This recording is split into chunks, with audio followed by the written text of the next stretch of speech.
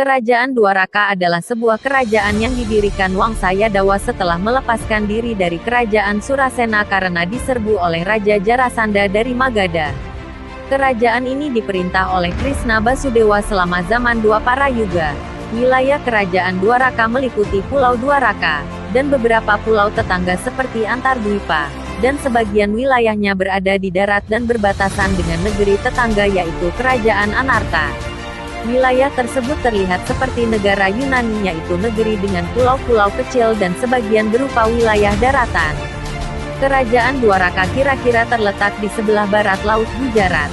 Ibu kotanya bernama Dwarawati, dekat Dwarka, Gujarat. Dwaraka yang adalah bahasa Sanskrit yang berarti pintu-pintu, atau kota gerbang pintu. Selama masa jayanya, Dwaraka adalah kota yang dikelilingi tembok dan berisikan taman yang indah, parit yang dalam, dan beberapa kolam istana namun diyakini telah tenggelam setelah kepergian Krishna. Karena pentingnya sejarah dan hubungan dengan Mahabharata, Dwaraka terus menarik arkeolog dan sejarawan selain ilmuwan. Awal mula kisah Krishna menjadi raja di Dwaraka. Sri Krishna membunuh Kamsa, paman dari pihak ibunya, dan menobatkan Ugrasena, kakek dari pihak ibunya, menjadi Raja Mathura. Hal ini membuat marah mertua Kamsa, Jarasandha, Raja Magadha, bersama dengan temannya Kalayapana menyerang Mathura 17 kali. Untuk keselamatan bangsanya, Yadawa Krishna memutuskan untuk memindahkan ibu kota dari Mathura ke Dwaraka. Sri Krishna dan kaumnya, Yadawa meninggalkan Mathura dan tiba di pantai Saurashtra. Mereka memutuskan untuk membangun kota mereka di daerah pesisir dan dipanggillah Visvakarma, dewa konstruksi atau arsiteknya para dewa pada zaman peradaban itu. Namun, Visvakarma mengatakan bahwa tugas bisa diselesaikan hanya jika Samudradeva, penguasa laut, menyediakan beberapa tanah. Sri Krishna membujuk Samudradeva, dan dengan senang Samudradeva memberi mereka tanah berukuran 12 yojanas dan selanjutnya dibangunlah oleh Visvakarma kota Dwaraka, sebuah kota emas. Dwaraka kemudian dikenal sebagai salah satu tempat suci selain Mathura dan Vrindavana pada masa itu. Kisah hilangnya dan tenggelamnya kota Dwaraka. Setelah Sri Krishna pergi ke tempat tinggalnya dan Yadawa utama kepala tewas dalam perkelahian di antara mereka sendiri, Dwaraka menjadi tenggelam di laut. Ini adalah gambaran yang diberikan oleh Arjuna dalam Mahabharata. Laut yang menghantam pantai tiba-tiba memecahkan batas yang ditetapkan oleh alam. Laut itu bergegas ke memasuki kota dan memenuhi jalan-jalan kota yang indah. Laut menutupi segala sesuatu di kota. Arjuna melihat bangunan indah tenggelam satu persatu. Dia lalu mengamati istana Krishna. Dalam hitungan beberapa saat semuanya berakhir. Laut itu sekarang menjadi tenang seperti danau. Bahkan, tanpa ada bekas kota yang indah Dwaraka, yang telah menjadi tempat favorit dari semua Pandawa, ini hanya nama, hanya kenangan.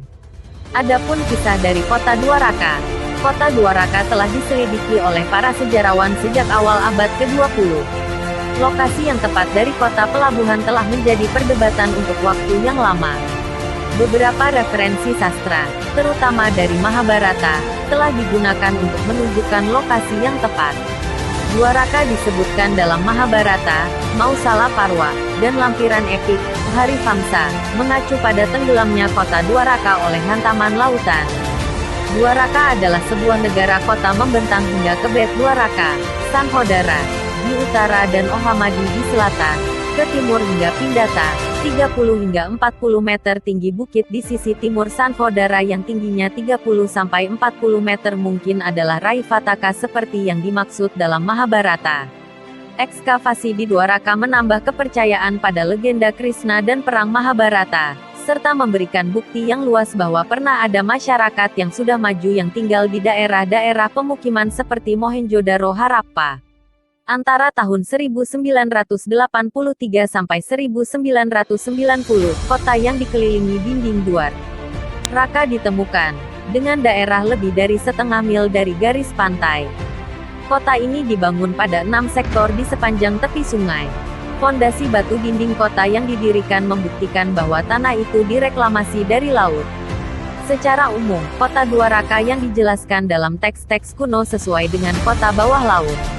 Menurut penemuan-penemuan, Dwaraka adalah sebuah kota makmur di zaman kuno, yang hancur dan dibangun kembali beberapa kali. Adapun bukti-bukti dan penemuan-penemuan yang telah ditemukan seperti candi-candi yang terkubur di dekat kota Dwaraka sekarang.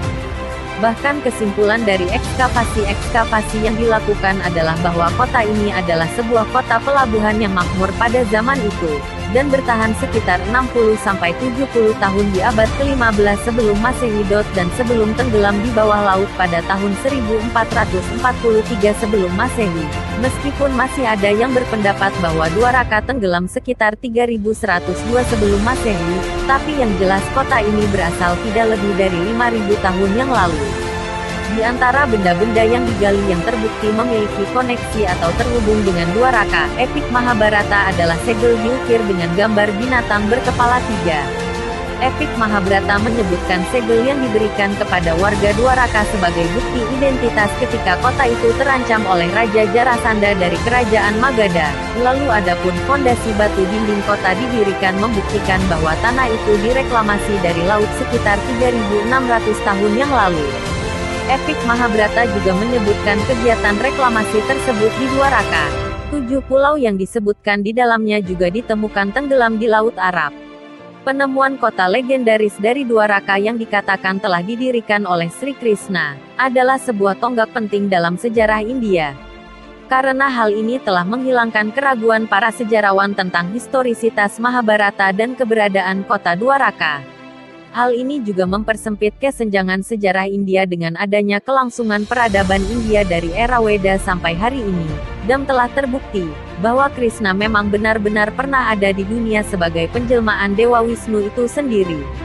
Adapun dilansir dari Kisah Dwaraka dalam kitab Mosala Parwa, mengisahkan musnahnya para Oresni, Andaka dan Yadawa, sebuah kaum di Mathura Dwaraka, Dwarawati, tempat Sang Kresna memerintah. Kisah ini juga menceritakan wafatnya Raja Kresna dan saudaranya, Raja Baladewa atau Balarama, yaitu penjelmaan dari ular yang menjadi matras Dewa Wisnu. Diceritakan bahwa pada saat Yudhistira naik tahta, dunia telah memasuki zaman Kali Yuga atau zaman kegelapan. Ia telah melihat tanda-tanda alam yang mengerikan, yang seolah-olah memberitahu bahwa sesuatu yang mengenaskan akan terjadi. Hal yang sama dirasakan oleh Kresna.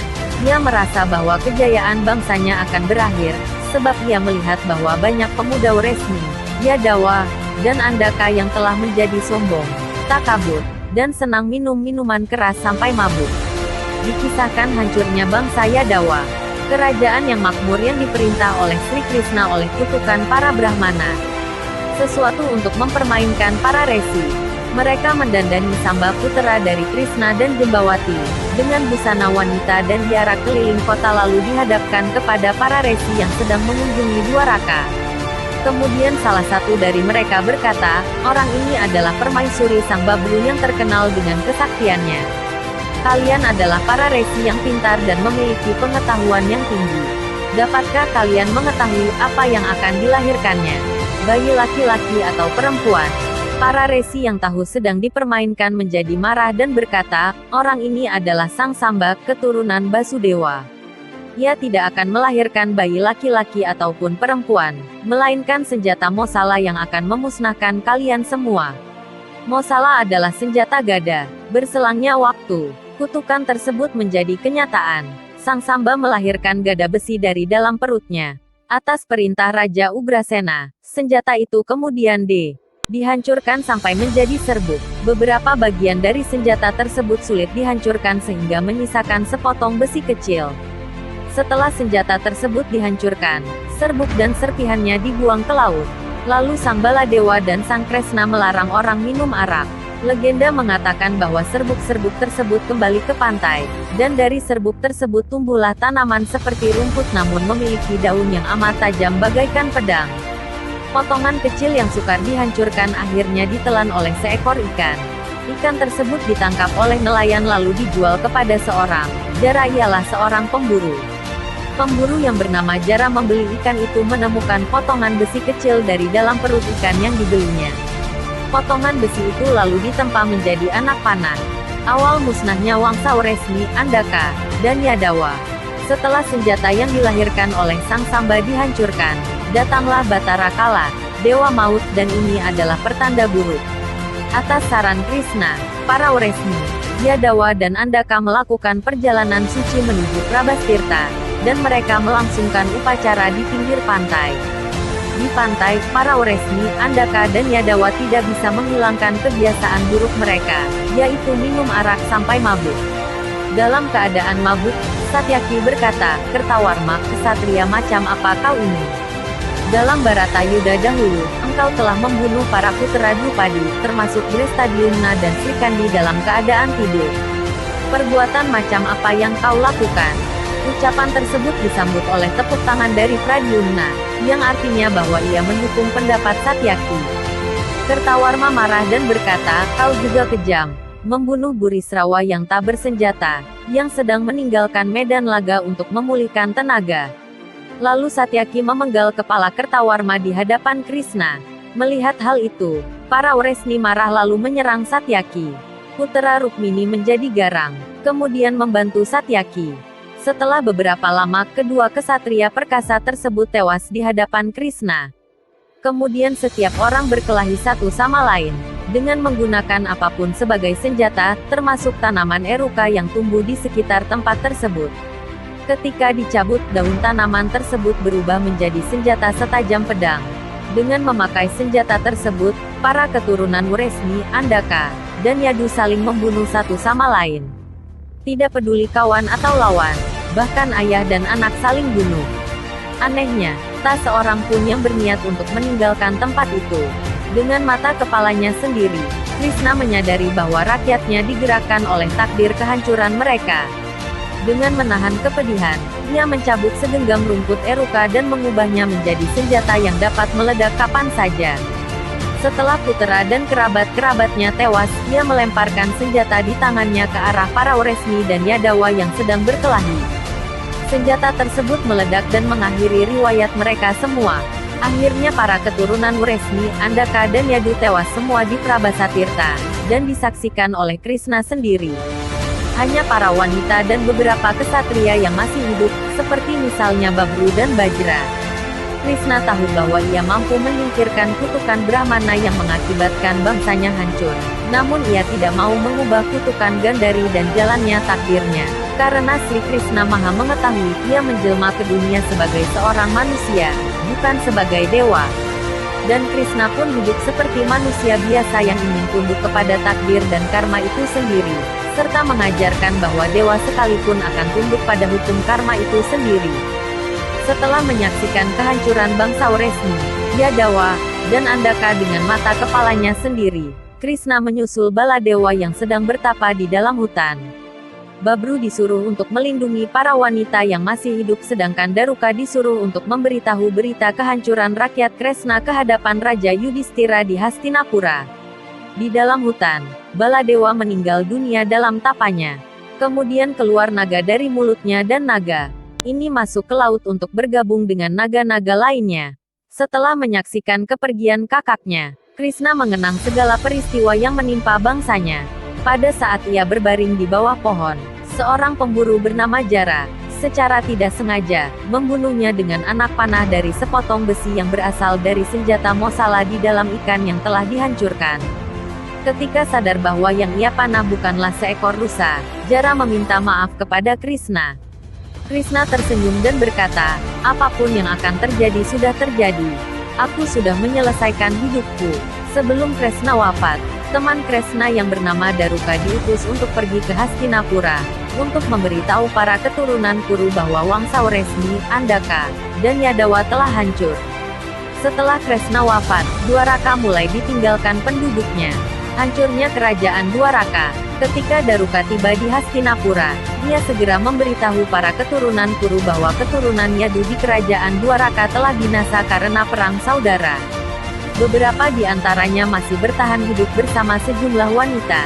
Setelah mendengar kabar sedih tersebut, Arjuna mohon pamit demi menjenguk paman dari pihak ibunya, yaitu Basudewa. Dengan diantar oleh Daruka, ia pergi menuju Dwaraka. Setibanya di Dwaraka, Arjuna mengamati bahwa kota tersebut telah sepi. Ia juga berjumpa dengan janda-janda yang ditinggalkan oleh para suaminya, yang meratap dan memohon agar Arjuna melindungi mereka. Kemudian Arjuna bertemu dengan Basudewa yang sedang lunglai. Setelah menceritakan kesedihannya kepada Arjuna, Basudewa mangkat. Sesuai dengan amanat yang diberikan kepadanya, Arjuna mengajak para wanita dan beberapa kesatria untuk mengungsi ke Kuruksetra. Sebab menurut pesan terakhir dari Sri Kresna, kota Dwaraka akan disapu oleh gelombang samudra 7 hari setelah ia wafat. Demikianlah video kali ini. Jangan lupa like, berikan komentar, bagikan, dan subscribe channel ini, karena akan ada video dan kisah-kisah terbaru lainnya. Terima kasih.